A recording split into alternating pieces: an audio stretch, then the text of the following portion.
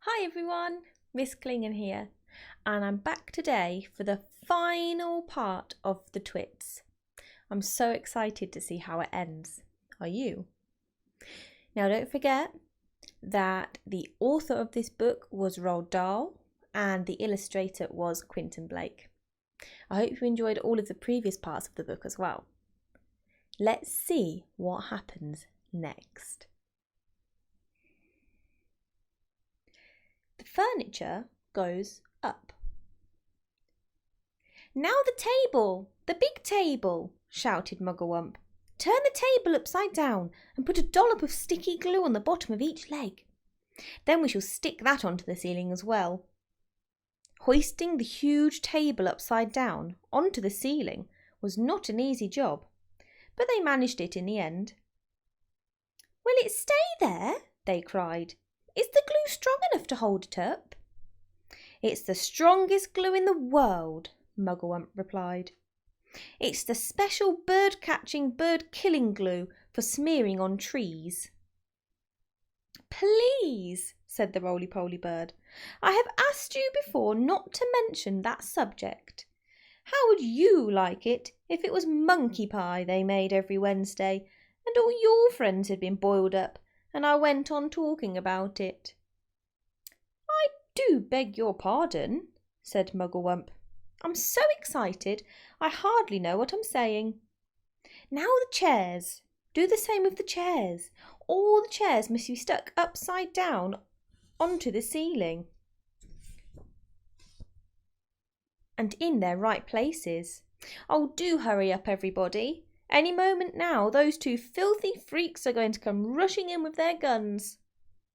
The monkeys, with the birds helping them, put glue on the bottom of each chair leg and hoisted them up to the ceiling. "Now the smaller tables," shouted Mugglewump, "and the big sofa, and the sideboard, and the lamps, and all the tiny little things, the ashtrays, the ornaments, and that beastly plastic gnome on the sideboard. Everything, absolutely everything, must be stuck to the ceiling." It was terribly hard work. It was especially difficult to stick everything onto the ceiling in exactly the right place, but they got it done in the end. "What now?"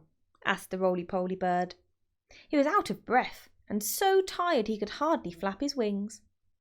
"Now the pictures," cried Mugglewump. "Turn all the pictures upside down. And will one of you birds please fly out onto the road and watch to see when those frumptuous freaks are coming back?" "I'll go," said the roly-poly bird. "I'll sit on the telephone wires and keep guard. It'll give me a rest." The ravens swoop over. They had only just finished the job when the roly-poly bird came swooping in, screaming, "They're coming back! They're coming back!" Quickly, the birds flew back onto the roof of the house. The monkeys rushed into their cage and stood upside down, one on top of the other. A moment later, Mr. and Mrs. Twit came marching into the garden, each carrying a fearsome-looking gun. "I'm glad to see those monkeys are still upside down," said Mr. Twit. "They're too stupid to do anything else," said Mrs. Twit. "Hey, look at all those cheeky birds still up there on the roof. Let's go inside and load our lovely new guns, and then it'll be bang, bang, bang, and bird pie for supper." Just as Mr. and Mrs. Twit were about to enter the house, two black ravens swooped low over their heads. Each bird carried a paintbrush in its claw, and each paintbrush was smeared with sticky glue. As the ravens whizzed over, they brushed a streak of sticky glue onto the tops of Mr. and Mrs. Twit's heads. They did it with the lightest touch, but even so, the Twits both felt it. "What was that?" cried Mrs. Twit. "Some beastly bird has dropped his dirty droppings on my head." "On mine too," shouted Mr. Twit. "I felt it! I felt it!" "Don't touch it," cried Mrs. Twit. "You'll get it all over your hands." Come inside and we'll wash it off at the sink." "The filthy, dirty brutes," yelled Mr. Twit. "I'll bet they did it on purpose. Just wait till I've loaded up my gun." Mrs. Twit got the key from under the doormat, where Mugglewump had carefully replaced it, and into the house they went.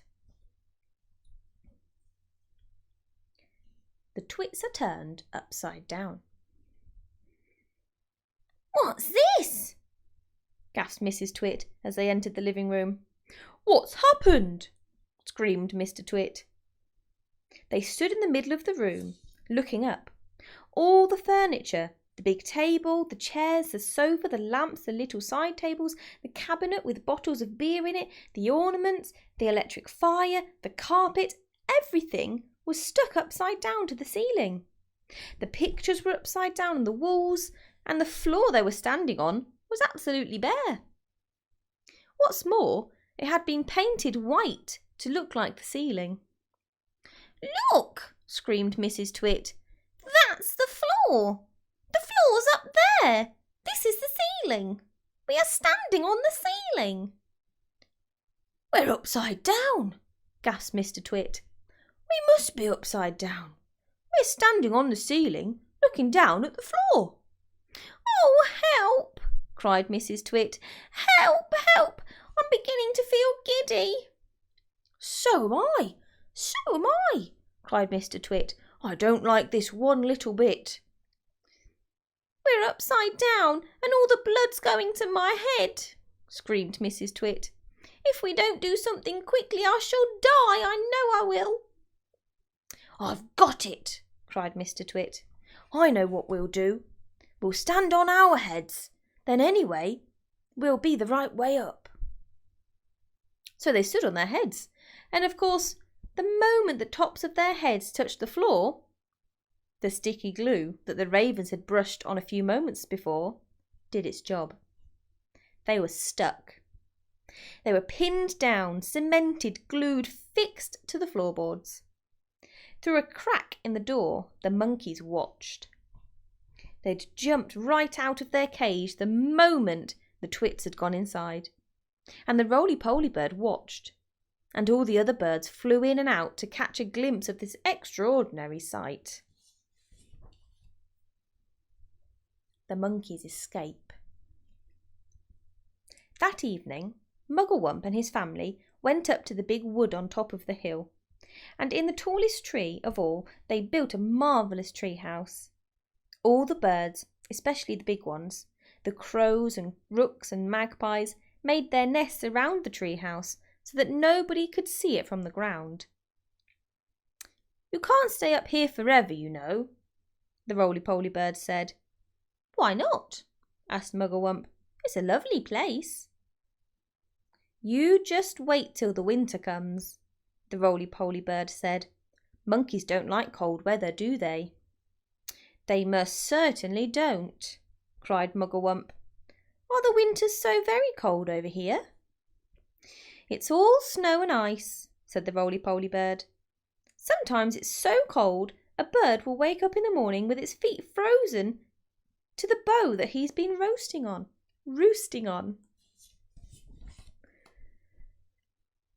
"Then what shall I do?" cried Mugglewump. "My family will all be deep freezed." "No, they won't," said the roly-poly bird, "because when the first leaves start falling from the trees in the autumn, you can all fly home to Africa with me." "Don't be ridiculous," Mugglewump said. "Monkeys can't fly." "You can sit on my back," said the roly-poly bird. "I shall take you one at a time. You will travel by the roly-poly superjet and it won't cost you a penny." The Twits get the shrinks.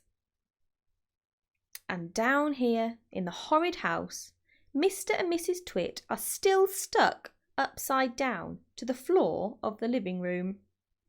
"It's all your fault," yelled Mr. Twit, thrashing his legs in the air.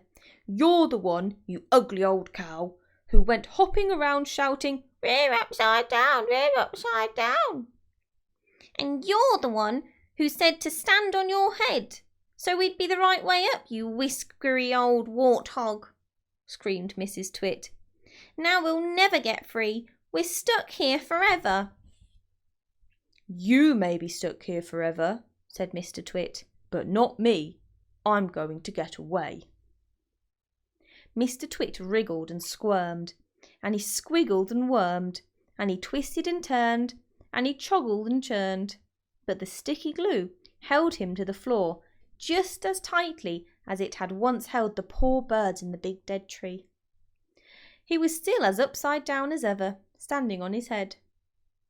But heads are not made to be stood upon. If you stand on your head for a very long time, a horrid thing happens. And this is where Mr. Twit got his biggest shock of all. With so much weight on it from up above, his head began to get squashed into his body. Quite soon it had disappeared completely, sunk out of sight from the fatty folds of his flabby neck. I'm shrinking, burbled Mr. Twit. So am I, cried Mrs. Twit. Help me, save me, call a doctor, yelled Mr. Twit. I'm getting the dreaded shrinks. And so he was. Mrs. Twit was getting the dreaded shrinks too. And this time it wasn't a fake, it was the real thing. Their heads shrank into their necks. Then their necks began shrinking into their bodies. And their bodies began shrinking into their legs. And their legs began shrinking into their feet. And 1 week later, on a nice sunny afternoon, a man called Fred came round to read the gas meter. When nobody answered the door, Fred peeped into the house, and there he saw, on the floor of the living room, 2 bundles of old clothes, 2 pairs of shoes, and a walking stick. There was nothing more left in this world of Mr. and Mrs. Twit. And everyone, including Fred, shouted, Hooray! Oh my goodness, I can't believe the ending of that book. Did you predict it? I certainly didn't. I have to say sorry for keep muddling up the words today. My mouth is very dry because it's Ramadan. But I hope it didn't spoil your listening pleasures, and I hope you still enjoyed it. I'm going to have no questions today. I'm just going to leave you with a thought. Did you enjoy the whole of that book? If you watched parts 1, 2, 3, 4, 5 and 6 today, that means you've read and completed the whole book, The Twits. Did you enjoy it? I hope so. I really liked it. Maybe we'll have another chapter book soon. Maybe it'll be another ROALD DAHL book. Who knows? For now, everyone, stay safe, stay happy and stay healthy, and I'll see you next time. Bye!